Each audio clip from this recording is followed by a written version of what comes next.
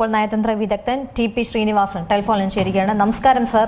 ഈ യുദ്ധ സാഹചര്യമൊക്കെ അവസാനിക്കുന്നു എന്ന് നമുക്ക് ഈ ഘട്ടത്തിൽ പറയാനാകുമോ? കാരണം ഇറാന്റെ ഭാഗത്തുനിന്ന് ഒരു ഔദ്യോഗിക പ്രഖ്യാപനമൊക്കെ വന്നിട്ടുണ്ട്, ഒരു വെടിനിർത്തലിലേക്ക് പോകുന്നു എന്നുള്ളത്. പക്ഷേ ഇസ്രായേലിന്റെ ഭാഗത്തുനിന്ന് വീണ്ടും ഒരു ആക്രമണം ഉണ്ടാവുകയാണെങ്കിൽ വലിയ രീതിയിൽ തന്നെ തിരിച്ചടിക്കുമെന്ന് കൂടി പറഞ്ഞു വെക്കുന്നുണ്ട്.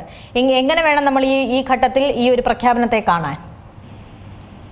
യുദ്ധം അപ്രതീക്ഷിതമായ ഒരു പുതിയ ഘട്ടത്തിലേക്ക് കടന്നിരിക്കുകയാണല്ലോ. ഇസ്രയേലും ഇറാനുമായിട്ടുള്ള ഡയറക്റ്റ് കൺഫ്രണ്ടേഷന് മുമ്പ് ഉണ്ടായിട്ടില്ല. പ്രസിഡന്റ് ട്രംപ് ആണെങ്കിൽ സമാധാനത്തിന് വേണ്ടി ആവശ്യപ്പെടുകയാണ്. ഇതിന്റെ എല്ലാം കാരണഭൂതനാണല്ലോ അത്. അപ്പോൾ വളരെ ഒരു കോംപ്ലിക്കേറ്റഡ് സിറ്റുവേഷനിലാണ് ഇപ്പോൾ യുദ്ധം നിൽക്കുന്നത്. ഒരു വശത്ത് പ്രസിഡന്റ് ട്രംപ് പറയുന്നത് ഇസ്രയേൽ ഡയറക്റ്റായിട്ട് ഇറാനെ അറ്റാക്ക് ചെയ്യാൻ പാടില്ല എന്നാണ്. പക്ഷെ ഇത് തുടങ്ങി വെച്ചത് ഹെസ്ബുള്ളയാണ്. ഹെസ്ബുള്ള എന്ന് പറയുന്നത് ഇറാന്റെ ഒരു പ്രോക്സിയാണല്ലോ.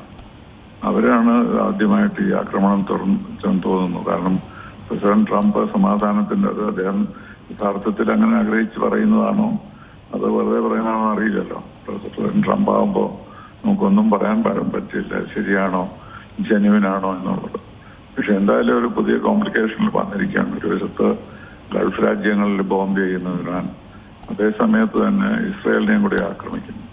അത് വളരെ സാഹസികമായ ഒരു കാര്യമാണ്. കാരണം ഇറാൻ അത്രമാത്രം കപ്പാസിറ്റി ഉണ്ടെന്ന് ആരും വിചാരിച്ചിരുന്നില്ല.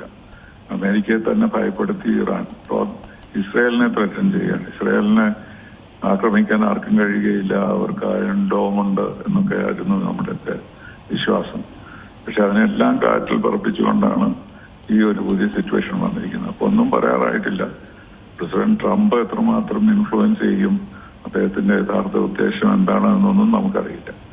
പക്ഷെ എന്തായാലും ഈ ഡയറക്റ്റ് കൺഫ്രണ്ടേഷൻ എന്ന് പറയുന്ന ഒരു പുതിയ ഘട്ടമാണ്. കാരണം ഇസ്രായേലും ഇറാനുമായിട്ട് ഡയറക്റ്റ് യുദ്ധം തുടങ്ങിയിരിക്കുന്നു എന്നാണ് അതിൽ കാണുന്നത്. അപ്പൊ അത് ഹോർമൂസിനെ എങ്ങനെ ബാധിക്കും, മറ്റു രാജ്യങ്ങളെ എങ്ങനെ ബാധിക്കും, ഗൾഫിലെ ഇന്ത്യക്കാരെ എങ്ങനെ ബാധിക്കും, ഇതെല്ലാം വലിയ വലിയ ചോദ്യങ്ങളാണ്. അതിനിപ്പോൾ ഉത്തരം പറയാൻ സാധ്യമാകുകയില്ല. പക്ഷേ പ്രസിഡന്റ് ട്രംപാണ് ഇതെല്ലാം കൺട്രോൾ ചെയ്യുന്നതെങ്കിൽ നമുക്ക് കുറച്ചൊക്കെ ആശ്വാസമുണ്ട്. ഒരുപക്ഷെ അദ്ദേഹം യുദ്ധം നിർത്തിയെന്ന് വരാം.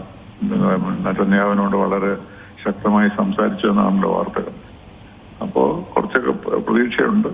എന്നാലും എല്ലാവർക്കും ഒരു പ്രശ്നമായിട്ടാണ് ഇപ്പോൾ ഈ സിറ്റുവേഷൻ മാറിയിരിക്കുന്നത് 8-ാം തീയതി മുതൽ.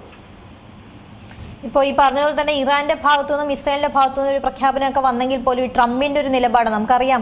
ഇതിനു മുമ്പ് ട്രംപ് പല ഘട്ടത്തിലും യുദ്ധം അവസാനിപ്പിക്കുന്നു, വെടിനിർത്തലിലേക്ക് എന്നൊക്കെ പറയുമ്പോഴും അങ്ങനെയൊന്നും അല്ല സംഭവിച്ചിരുന്നത്. അങ്ങനെ നോക്കുമ്പോൾ ഈ ഇരു രാജ്യങ്ങളും ഇങ്ങനെ പറഞ്ഞു രംഗത്ത് വന്നൊരു സാഹചര്യത്തിൽ ട്രംപിന്റെ ഒരു നിലപാട് അത് വളരെ പ്രധാനമാവില്ലേ? അതെ, പക്ഷെ അദ്ദേഹത്തിന്റെ നിലപാട് മാറിക്കൊണ്ടിരിക്കുമല്ലോ എപ്പോഴും. അങ്ങനെ ട്രംപിന്റെ നിലപാട് മനസ്സിലാക്കാവുന്നതാണെങ്കിൽ ഈ പ്രശ്നമൊന്നും ഉണ്ടാവില്ലല്ലോ. പക്ഷെ അദ്ദേഹം പറയുന്നതൊന്നും പ്രവർത്തിക്കുന്നോ മറ്റൊന്നുമാണല്ലോ എപ്പോഴും. അപ്പൊ അതുകൊണ്ട് ഒരു ആശ്വാസം എന്ന് പറയാൻ നിവൃത്തിയില്ല. പക്ഷെ അദ്ദേഹമാണ് ശരിക്കും ഇത് കൺട്രോൾ ചെയ്യുന്നുണ്ടെങ്കിൽ സമാധാനം വരാൻ സാധ്യതയുണ്ട്.